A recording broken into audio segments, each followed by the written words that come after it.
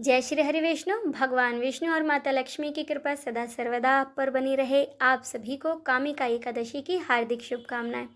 आज के इस वीडियो में हम चर्चा करेंगे कामिका एकादशी के दिन किए जाने वाले कुछ खास उपाय। मान्यता है इन उपायों को करने से साधक का सोया हुआ भाग भी जाग सकता है। इसके साथ ही अंत में हम जानेंगे एकादशी का व्रत किस दिन रखा जाएगा, इसके शुभ मुहूर्त क्या हैं, व्रत पारण हमें कब और कैसे करना है। सावन माह के कृष्ण पक्ष की एकादशी का नाम कामिका एकादशी है। इस एकादशी का बड़ा ही विशेष महत्व माना जाता है। ऐसी मान्यता है कि इस दिन पूजा अर्चना और व्रत करने से साधक की सभी मनोकामनाओं की पूर्ति होती है, साथ ही उसके जीवन में खुशहाली आती है। तो चलिए आज की वीडियो शुरू करते हैं। अब जानें कि एकादशी के दिन कौन सी हैं वे जगह जहां दीपक जलाने से आपका सोया हुआ भाग भी जाग सकता है। क्योंकि माता तुलसी भगवान विष्णु को अति प्रिय हैं, इसीलिए एकादशी के दिन शाम के समय तुलसी के पौधे के पास आप गाय के शुद्ध घी का दीपक अवश्य जलाएं। माना जाता है इससे घर में सुख समृद्धि आती है और गरीबी दूर होती है। साथ ही भगवान विष्णु के साथ साथ ऐसा करने से माता लक्ष्मी भी अति प्रसन्न होती हैं और उनकी कृपा हमें प्राप्त होती है। घर के मुख्य द्वार पर दीपक जलाना बहुत ही शुभ माना जाता है। ऐसे में एकादशी के दिन शाम को मुख्य द्वार के दोनों ओर दीपक अवश्य जलाएं। इससे घर की नकारात्मक ऊर्जा दूर होती है, साथ ही घर में सकारात्मकता का संचार होता है। भगवान विष्णु के मंदिर में या अपने घर के पूजा स्थान पर एकादशी के दिन दीपक अवश्य जलाएं। एकादशी के दिन भगवान विष्णु और माता लक्ष्मी के सामने दीपक जलाने से उनकी कृपा हमें मिलती है। अगर आप एकादशी के दिन व्रत करते हैं या नहीं करते हैं उससे कोई फ़र्क नहीं पड़ता, लेकिन एकादशी के दिन आप भगवान विष्णु और माता लक्ष्मी के सामने दीपक अवश्य जलाएं। माना जाता है ऐसा करने से उनकी कृपा हमें मिलती है और हमारे सभी कष्ट दूर होते हैं। पीपल के पेड़ में देवी देवताओं का वास माना जाता है। ऐसे में एकादशी की शाम को पीपल के पेड़ के नीचे एक दीपक आप अवश्य जलाएं। मान्यता है ऐसा करने से हमारे पितरों को शांति मिलती है और हमारे भाग्य में वृद्धि होती है। हालांकि कामिका एकादशी का व्रत भगवान विष्णु को समर्पित है, लेकिन यह एकादशी सावन के महीने में आती है, इसीलिए इस दिन भगवान विष्णु की पूजा का भी विशेष महत्व है।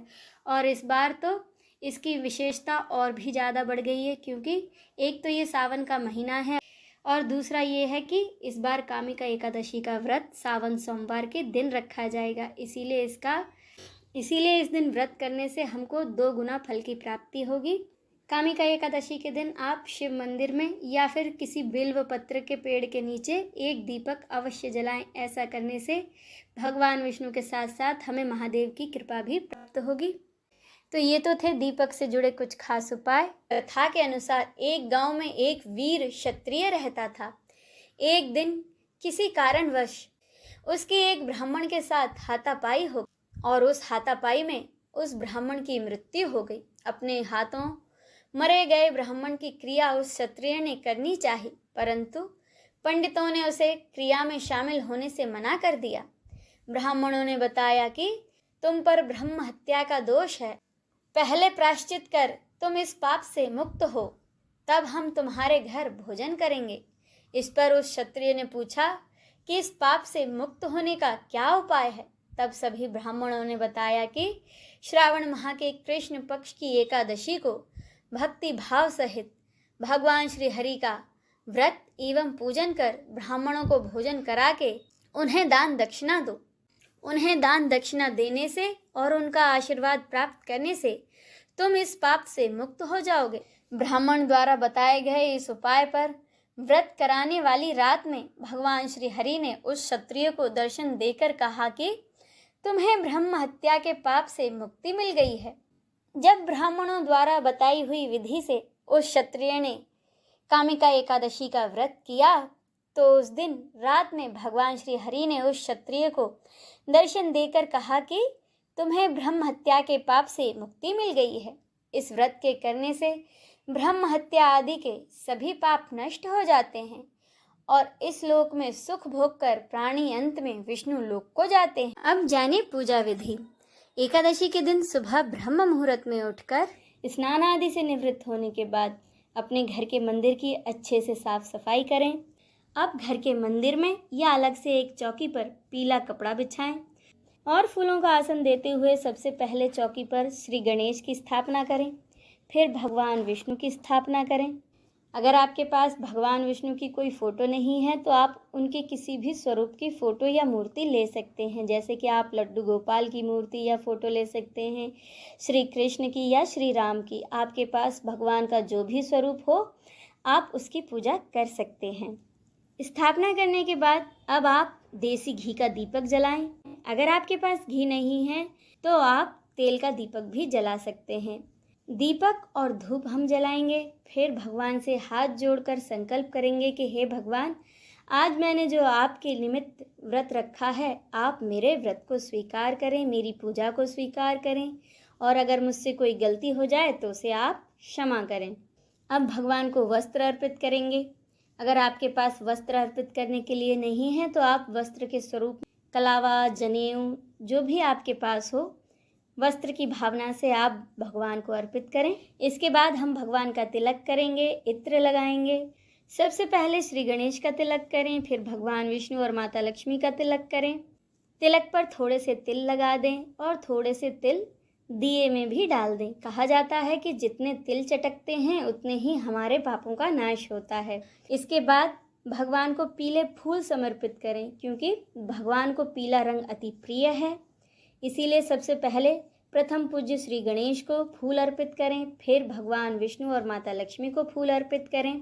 फूल अर्पित करने के बाद भगवान को भोग लगाएं। श्री गणेश को भोग लगाएं।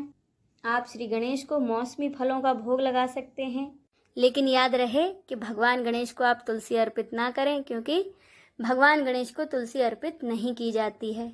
और भगवान विष्णु को तुलसी पत्र के साथ आप मौसमी फलों का भोग लगाएं। इसके बाद एक लोटा जल लेकर हाथ में थोड़े से तिल लेकर एकादशी की व्रत कथा या तो पढ़ें या फिर सुनें।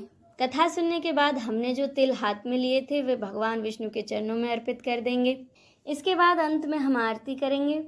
सबसे पहले प्रथम पूज्य भगवान गणेश की आरती करेंगे, फिर भगवान विष्णु और माता लक्ष्मी की आरती करेंगे और आरती पूरी होने के बाद दोनों हाथ जोड़कर भगवान से पूजा में हुई अपनी गलतियों के लिए क्षमा याचना करेंगे और अपनी मनोकामनाओं को पूरा करने के लिए भगवान विष्णु से प्रार्थना करेंगे। तो इस तरह से हमारी पूजा संपन्न हो जाएगी। और जो जल हमने लोटे में लिया था उससे हम सूर्यदेव को अर्घ दे देंगे और जो भी भोग प्रसाद हमने भगवान को अर्पित किया था वह अपने घर के सदस्यों में प्रसाद के रूप में बांट देंगे। तो ये तो थी सुबह की पूजा। इसी प्रकार शाम को भी स्नान आदि से निवृत्त होने के बाद भगवान विष्णु और माता लक्ष्मी की एक बार फिर से पूजा आरती करें और द्वादशी के दिन सुबह जल्दी उठकर स्नान आदि से निवृत्त होने के बाद पूरी विधि के साथ भगवान विष्णु और माता लक्ष्मी की एक बार फिर पूजा करें। उसके बाद अगर हो सके तो ब्राह्मणों को या किसी भी ज़रूरतमंद को दान और भोजन अवश्य कराएं। अगर आप भोजन ना करा सकें तो दान तो आप इस दिन अवश्य ही करें। इसके बाद अपने व्रत का पारण करें। पारण आप भगवान विष्णु के प्रसाद से कर सकते हैं या फिर आप तुलसी पत्र से भी अपने व्रत का पारण करें और फिर सात्विक भोजन ग्रहण करें। पंचांग के अनुसार एकादशी तिथि की शुरुआत होगी 20 जुलाई को दोपहर 12:12 से और इसका समापन होगा 21 जुलाई को सुबह 9:38 पर। उदय तिथि के अनुसार कामिका एकादशी का व्रत 21 जुलाई सोमवार को रखा जाएगा और व्रत पारण किया जाएगा 22 जुलाई मंगलवार को सुबह 5:36 से 7:05 के बीच। इसी बीच आप अपने व्रत का पारण अवश्य कर लें, क्योंकि एकादशी व्रत का पारण शुभ समय में ही किया जाना चाहिए, अन्यथा आपको व्रत का पूरा फल प्राप्त नहीं होगा। कामिका एकादशी के इस वीडियो में आज बस इतना ही। बोलिए भगवान विष्णु की जय, माता लक्ष्मी की जय, हर हर महादेव।